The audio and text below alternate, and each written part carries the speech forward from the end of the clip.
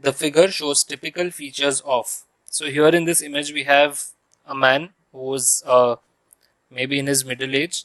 We can see a long face, big forehead, broad forehead, big chin, and proportionally everything is very long and very big as compared to a normal being. So the features are similar to or typical of gigantism, acromegaly, van der Waals syndrome, and none of the above. These are the options. Now, before we go into the explanation of this, let's try to understand what is gigantism and acromegaly. So, gigantism occurs when the growth hormone hypersecretion occurs before the fusion of long bone epiphyses.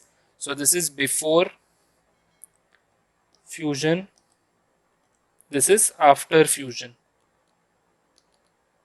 And gigantism is seen with a tall stature. Gigantism, okay?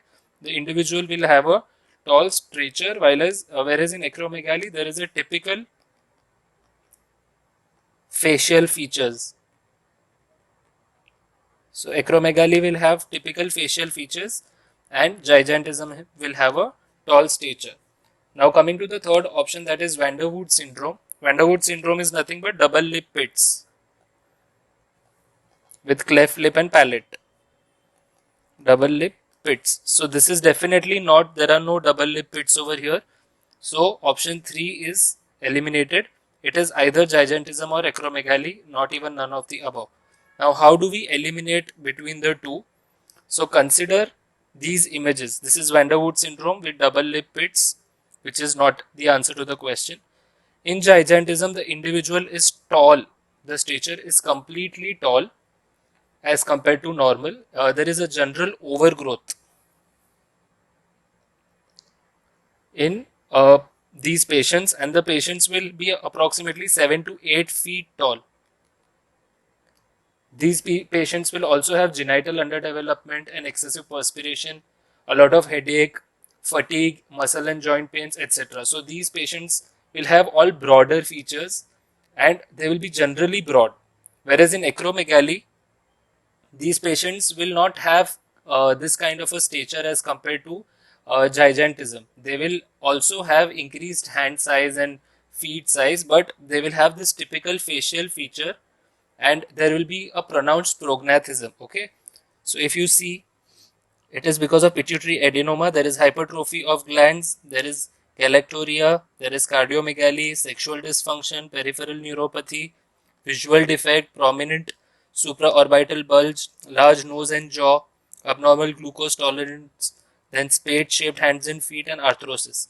So acromegaly is more specific in terms of its facial features. It is a relatively rare disease.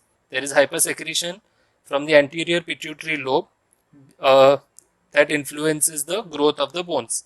Now, following these secretions, there is temporal headache, photophobia, reduction in vision.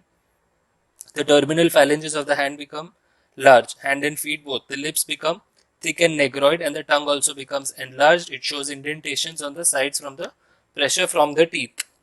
The mandible, because of the accelerated condylar growth, becomes large.